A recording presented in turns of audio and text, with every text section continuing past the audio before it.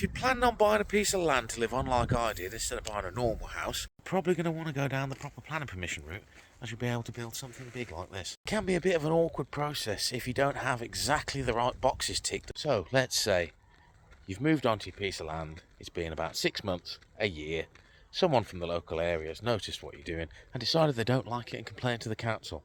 So what's going to happen is the council are going to try and contact you by letter first of all, and it's going to be many a letter, at least 2 or 3. And basically it is usually going to be a person putting that letter in your letterbox if you have one, or on your gate or something like that. So they aren't really going to be able to believe that you've not received the letter. They're going to know you're ignoring it. So it's advisable to contact them back, but leave it the sort of maximum time you can, which is going to probably stretch it about 3 months after they first find out before you have initial contact with them. Firstly, they have to prove that you're actually living on site rather than you just staying there occasionally. Next step is obviously they're going to want to come and have a poke around, see what you're up to, and basically see what you're doing that they think you need planning permission for, which is basically everything they can. They're going to try and make you get permission for. And if you know you're not likely to get planning permission, still go through the procedure anyway. It's going to cost you a couple £100 to file an application for planning permission.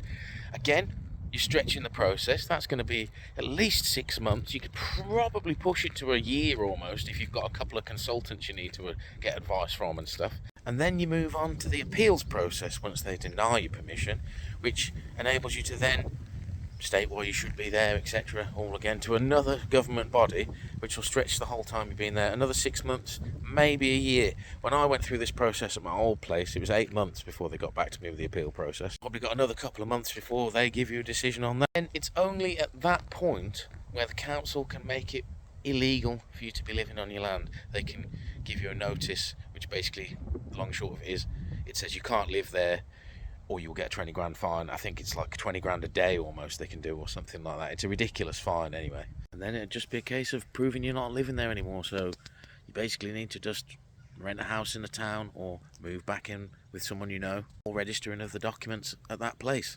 And then after that, ultimately, you've got 28 days legally where you'll be able to stay there a year anyway. And I imagine after a couple of years, the neighbour who had the original fault probably has forgotten about it.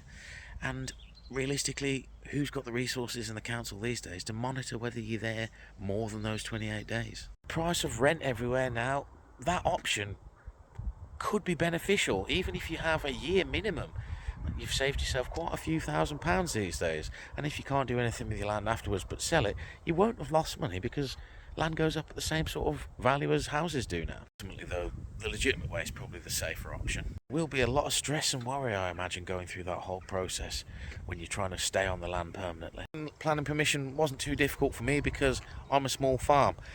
And if you want to do the same thing, you're probably going to need to be a small farm or have a similar agricultural based business off the back of, which requires you to live on site. And that way you hit the certain criteria that give you pre-development rights to build barns, to live on site, etc., etc. As I've mentioned in other videos, that's more difficult to start because you've obviously, it's requiring a lot of work. You've got to run a business alongside of trying to live in a field. And then you're going to need to get yourself at least 12.5 acres or have a minimum of 2.5 acres and rent the rest. Top it off, to be able to get a house, you're going to need to prove that you've got 275 days worth of man hours work that require you to live on site. A weird one. They do it all to do with the numbers of animals you've got, because each animal requires X amount of days of man hours to look after. X amount of veg farming requires X amount of man hours to maintain it. All things like that. There's a big long list of them. And you're going to want to get yourself at least a planning consultant. You're probably going to need an agricultural consultant as well to help you with your applications and filling in the paperwork, because they know how to tick all the boxes best. That's what I did. They basically know all the legislation they need to quote, etc., etc., on the pre-development notices and all that, so there's nothing to dispute from the council effectively. That is the major beauty of doing it the legitimate way with agricultural rights, is you can build X amount of things with what's called a pre-development notice. So it's not even asking for planning permission, it's effectively you're telling the council what you need to run your small farm, and they have to come up with reasons why you can't do that, which is a way shorter list than the reasons you have to justify if you're trying to do a full planning application. As I've mentioned, there's various legislation that's out there that's very easily quotable to justify your need, and alongside getting animals and growing veg and various different things. As long as the building you're required to put up is to do with that, there's no real reason why they can't let you do it. I guess the final thing to sort of consider as well is the legitimate way you're going to be able to get at least a barn, minimum of a barn, and then you're going to be able to get probably a couple of other buildings as well, and eventually your house if all goes smooth, which adds a significant value to your land. Those that are still watching and are interested, I've actually been through the process 5 times already.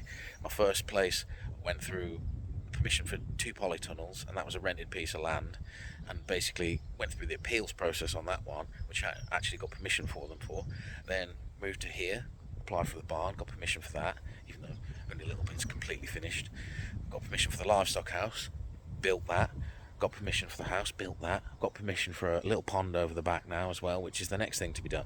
The legitimate way for me, running the agricultural business, applying for legit permissions, has worked out fantastic, because I've got everything that I need now, basically.